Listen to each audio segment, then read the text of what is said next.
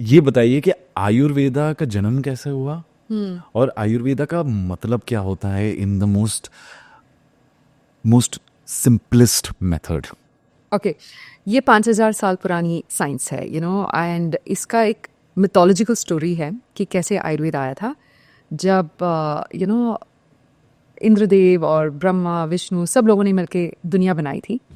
Brahma made the world and उस वक्त obviously Lord Shiva was not very happy कि आपने ये दुनिया क्यों बनाई, इतना दुख, इतना तकलीफ लोगों को देखना पड़ रहा है, all that.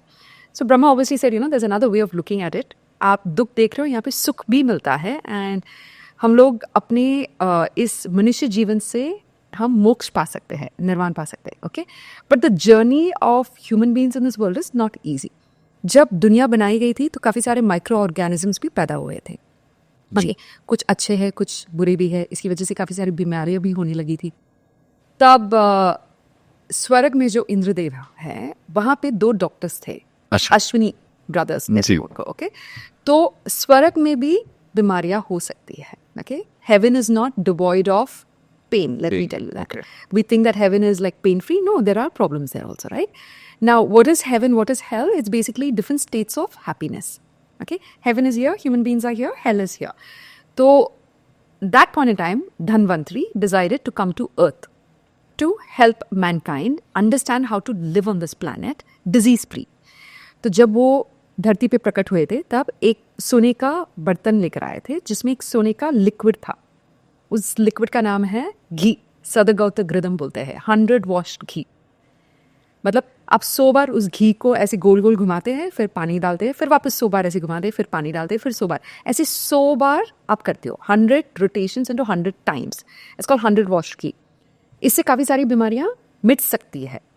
That's the saying, right? So Dhanvantri came on earth with the knowledge of Ayurveda and presented it to the monks and sages. That with this knowledge, you can take care of human beings here and teach them how to live a healthy, happy life and how to prevent diseases rather than waiting to get sick. So that day is marked as Dhanteras. Oh. Okay, which is celebrated just before Diwali. तो हम दिवाली के पहले धनतेरस के दिन जाते हैं, सोना और चांदी खरीदते हैं। But actually health is wealth. इस दिन आपको जड़ी बूटियां खरीदनी चाहिए। इस दिन आपको च्यवनप्राश या सदगौत घृतम ऐसी चीज़ें खरीदनी चाहिए जो आपके हेल्थ में एक इन्वेस्टमेंट की तरह हो। So Dhanteras is actually a celebration of health which is as good as wealth. That's how Ayurveda started. Wow. And there's this clans that we had, right? Kshatriyas were there who were fighting war, and then we had the potters and the masons. फिर हमारे पास वो खेती बाड़ी करने वाले लोग भी थे, ब्राह्मण से जो पढ़ाई करते थे। ओके, तो एक ज़माने में क्या हुआ था, जब क्षत्रियों का पॉपुलेशन बढ़ गया था और they started becoming more powerful, तब crimes also went up in the society for some reason. At that point in time, Parshuraman was born. He's also considered one of the avatars of God.